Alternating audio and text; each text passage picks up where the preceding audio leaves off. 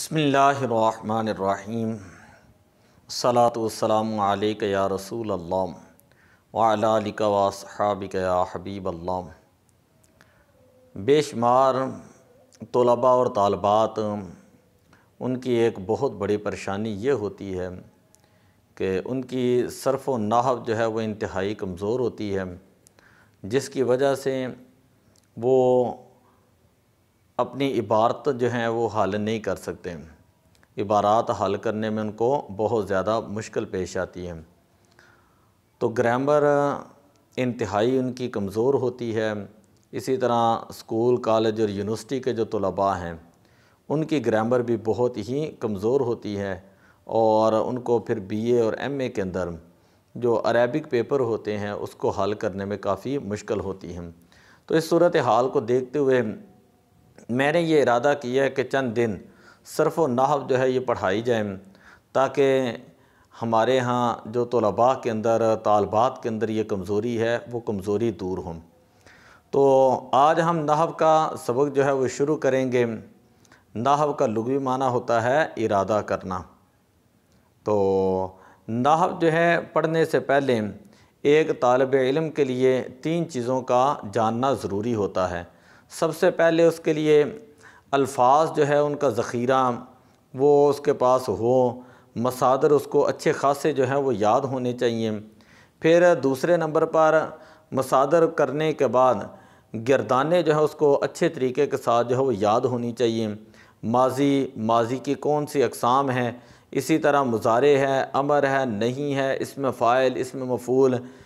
پھر اس کے بعد تیسرے نمبر پر ایک طالب علم کے لیے ضروری ہے کہ صرف کے جو بنیادی قواعد ہیں ان کا جاننا، مثلا 6 اقسام کسے کہتے ہیں، 6 اقسام کسے کہتے ہیں، 7 اقسام کسے کہتے ہیں۔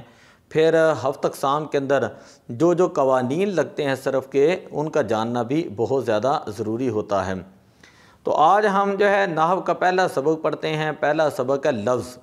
لفظ کسے کہا جاتا ہے؟ لفظ کا معنی یہ ہوتا ہے ما یتلفظ بہ الانسان، جو کچھ انسان اپنی زبان سے ادا کرتا ہے اور ادائیگی کے بعد جو حروف کا مجموعہ ترتیب دیا جاتا ہے اس کو جو ہے وہ لفظ کہا جاتا ہے۔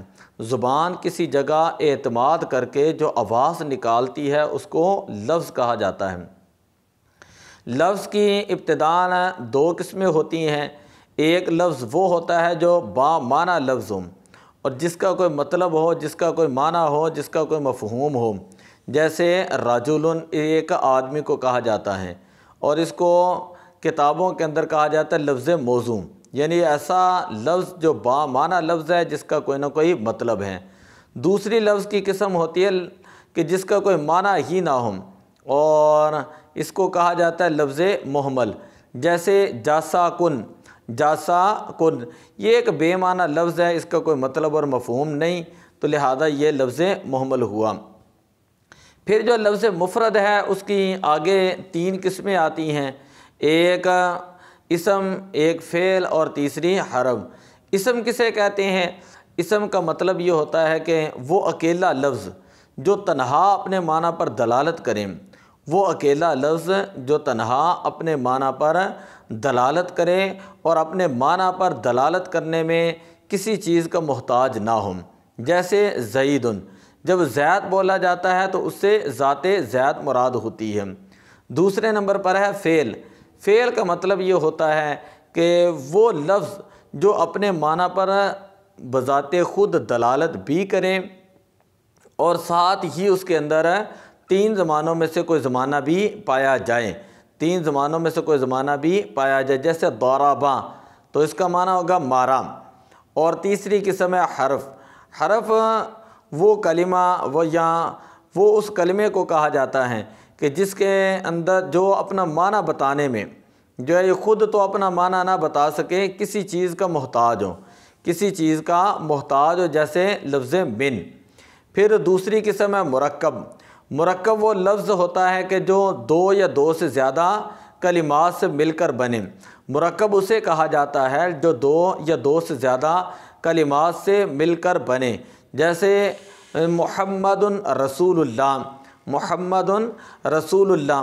پھر آگے مرکب کی دو قسمیں ہوتی ہیں، ایک ہوتا ہے مرکب مفید اور ایک ہوتا ہے مرکب غیر مفید۔ مرکب مفید کسے کہا جاتا ہے؟ مرکب مفید کا مطلب یہ ہوتا ہے کہ وہ ایسا مرکب کہ جب بات کرنے والا بات کر کے خاموش ہو جائیں تو سننے والا جو ہے اس کو کوئی خبر کوئی طلب جو ہے وہ معلوم ہو، جیسے کہا جاتا ہے زید عالم۔ اور مرکب غیر مفید اس مرکب کو کہا جاتا ہے جب بات کرنے والا بات کر کے خاموش ہو جائیں تو سننے والے کو کوئی خبر معلوم نہ ہو۔ اب میں آپ کو اس اوپر والے نقشے کے اوپر آپ کو سمجھاتا ہوں کہ کیا کیا صورتیں ہیں۔ سب سے پہلے ہم نے پڑھا کہ لفظ کسے کہا جاتا ہے کہ زبان کسی جگہ اعتماد کر کے جو آواز نکالتی ہے اس کو لفظ کہا جاتا ہے۔ پھر لفظ کی دو قسمیں ہیں، ایک لفظ ہوتا ہے لفظ موضوع اور دوسرا ہے لفظ محمل۔ لفظ موضوع بامعنی لفظ کو کہتے ہیں جیسے راجل، اور لفظ محمل وہ بے معنی لفظ کو کہتے ہیں جیسے جاسا کن۔ پھر لفظ موضوع جو ہے اس کی دو قسمیں ہوتی ہیں، ایک لفظ مفرد اور دوسرا لفظ مرکب۔ لفظ مفرد اس لفظ کو کہا جاتا ہے جو اکیلا ہوں اور اپنے معنی پر وہ اکیلا لفظ جو ایک ہی معنی پر دلالت کریں۔ لفظ مفرد اس لفظ کو کہا جاتا ہے کہ جو اکیلا لفظ ہوں اور ایک ہی معنی پر دلالت کریں، اور مرکب جو ہے اس لفظ کو کہا جاتا ہے جہاں پر دو لفظ ہوں اور وہاں پر کوئی نہ کوئی معنی جو ہے وہ سمجھ میں آ جائے۔ پھر لفظ مفرد کی تین قسمیں ہیں، اسم، فعل اور حرف۔ اسم کسے کہتے ہیں؟ اسم وہ اکیلا لفظ جو اپنے معنی پر دلالت کرنے میں کسی چیز کا محتاج نہ ہو اور بالذات اپنے معنی پر دلالت کریں، بالذات اپنے معنی پر دلالت کرے، جیسے زید۔ اب جب زید پکارا جاتا ہے تو وہاں پر کسی قسم کی کوئی ضرورت نہیں ہوتی کہ کسی اور چیز کو ساتھ ملایا جائے۔ اسی طرح دوسری قسم ہے مفرد کی فعل۔ فعل وہ لفظ ہوتا ہے کہ جو اپنے معنی پر مستقل دلالت کرے لیکن ساتھ اس کے کوئی زمانہ بھی پایا جائیں، اور حرف اسے کہا جاتا ہے کہ جو مستقل معنی پر دلالت نہیں کرتا بلکہ اپنے معنی پر دلالت کرنے میں کسی چیز کا یہ محتاج ہوتا ہے۔ دوسرے نمبر پر ہم نے پڑھا تھا مرکب۔ تو مرکب کی دو قسمیں ہیں، مرکب کی دو قسمیں، ایک ہوتا ہے مرکب مفید اور دوسرا ہے مرکب غیر مفید۔ مرکب مفید جو ہے وہ اس مرکب کو کہا جاتا ہے جب بات کرنے والا بات کر کے خاموش ہو جائیں تو سننے والا جو ہے اس کو کوئی خبر یا کوئی طلب جو ہے وہ معلوم ہو، اور مرکب غیر مفید اس مرکب کو کہا جاتا ہے جب بات کرنے والا بات کر کے خاموش ہو جائیں تو سننے والے کو کوئی خبر یا کوئی طلب معلوم نہ ہو۔ مرکب مفید کا دوسرا نام جملہ ہے یا اس کا دوسرا نام کلام ہے، یعنی آپ یوں کہہ لیں کہ مرکب مفید جو ہے وہ جملے کو کہا جاتا ہے یا کلام کو جو ہے وہ مرکب مفید کو کہا جاتا ہے کہ جملہ جو ہوتا ہے جب انسان بولتا ہے تو بولنے کے بعد سننے والے کو کوئی خبر جو ہے وہ اس کا پتہ چل جاتا ہے۔